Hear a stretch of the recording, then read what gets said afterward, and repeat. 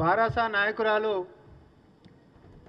కల్వకుంట్ల కవిత గారు మరికొన్ని రోజులల్లా ఒక కొత్త పార్టీ పెట్టాలనేటటువంటి యోచనని మేము స్వాగతిస్తా ఉన్నాం. మహిళలకి మొదటి నుంచి కూడా రాజకీయాల్లో అన్యాయం జరుగుతుందని చెప్పి తను ఏ వేదిక దొరికిన ఈ మధ్యకాలంలో మహిళల అంశమైన, బీసీల అంశమైన, సామాజిక తెలంగాణ అంశమైన, లేకపోతే ప్రభుత్వ సంక్షేమాల విషయమైన ఈ మధ్యకాలంలో అన్ని మీడియాలలో కూడా గత 10 సంవత్సరాలు కూడా మరి తెలంగాణలో జరిగినటువంటి అన్యాయాన్ని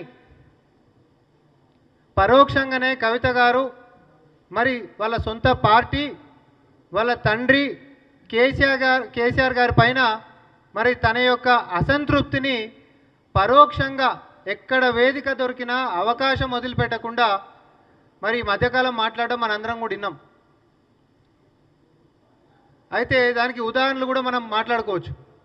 ఏంటివి అని అంటే, భౌగోళిక తెలంగాణ మాత్రమే వచ్చింది, సామాజిక తెలంగాణ రావాల్సినటువంటి అవసరం ఉంది అనేటటువంటి అంశం తీసుకున్నా.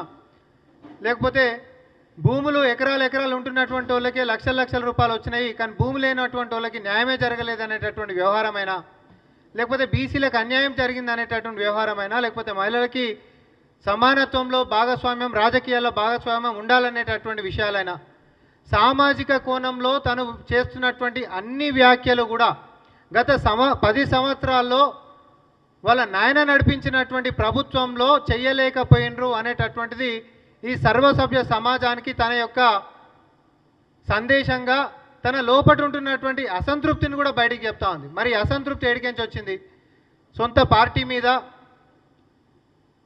సొంత కుటుంబం మీద, తోడబుట్టినోళ్ళ మీద, లేకపోతే కన్న తండ్రి మీద.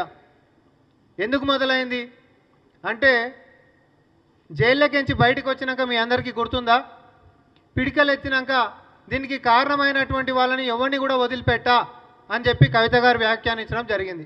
అవునా కాదా? ఎవరిని కూడా వదిలిపెట్టా దీనికి కారణమైనటువంటి వాళ్ళు అంటే ఎవరు? బీజేపీయే కదా లోపటేసింది. అప్పుడు బీజేపీయే కదా. అట్లాంటి తనని జైల్లో వేసినటువంటి బీజేపీ తోటి ఈరోజు లోపాయకారి ఒప్పందంగా బీఆర్ఎస్ పార్టీ